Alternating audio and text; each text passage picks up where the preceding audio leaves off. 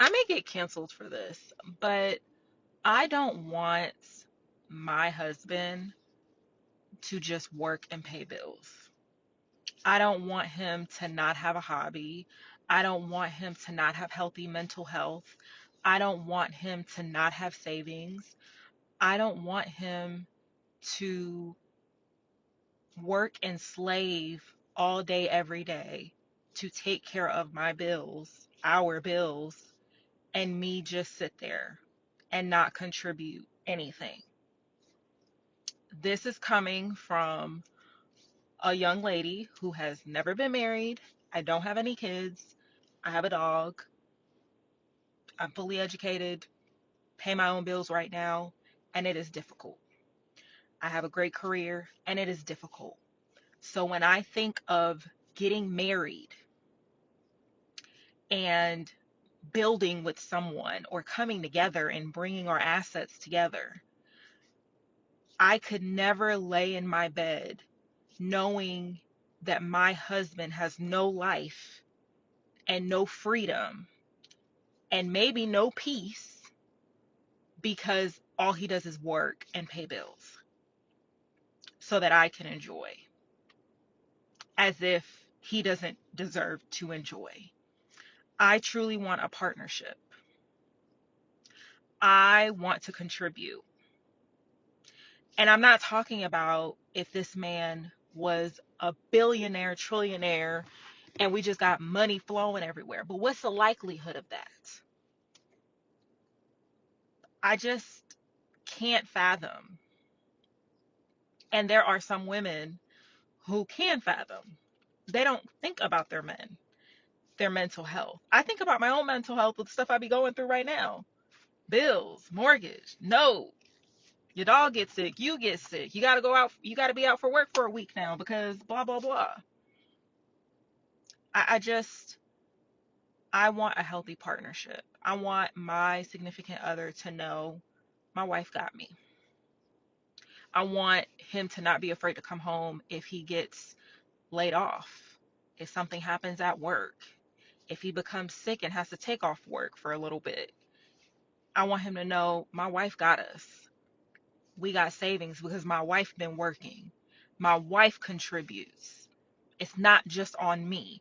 I think we really need to think about how that feels for someone when everything is on them. All the taking care of the kids and their bills and what it costs to feed and uh, clothe and get them into these different schools and activities. You have a wife, you have a house, there's cars, there's vacation potentially, there's 401k, there's healthcare, there's a bunch of things that I'm probably not even naming off. And then your world falls apart. And now who is going to help out with that? Some of the videos that I see on social media is just disappointing because it goes to show how men are really not thought of. Their mental health isn't cared about, their peace isn't cared about, their interests aren't cared about. And as somebody who had a father who took care of us, and my mom didn't have to want for nothing, she still decided to work. And she was a stay-at-home mom. We had a nanny, all those things. And she, at whatever point, decided to go back to work. And she has always raised us and told us it's a partnership. Don't let that man just do everything. That man has heart and feelings. That man has a million things going on in his head. You, as his helpmeet, be a helper. Bring some peace and some ease to him.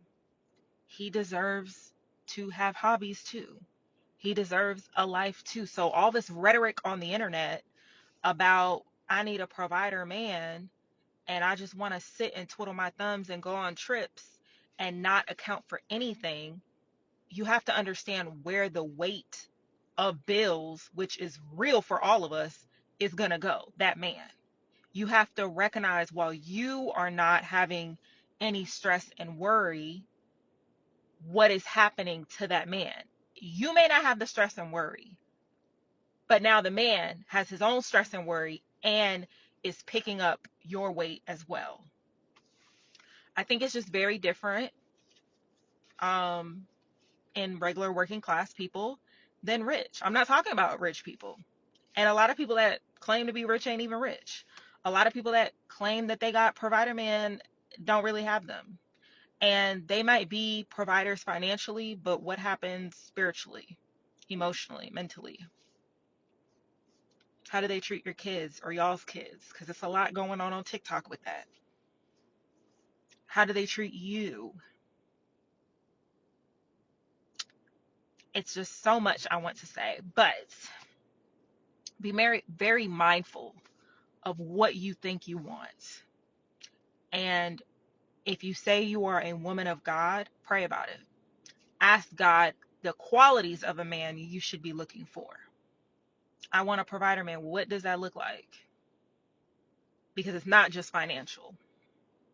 And God can do a lot more with a man of God, and he will care for you in ways you can't imagine over you going over here dating folk that you don't got no business dating because you want a provider. You want to prove a point. Comparison is the thief of joy. It's a lot of people that will rather go to hell to prove that they got all the bags and shoes and trips and sleep with somebody and be with somebody who they do not like and are not attracted to prove a point and live a life of luxury, all to go to hell. But who am I?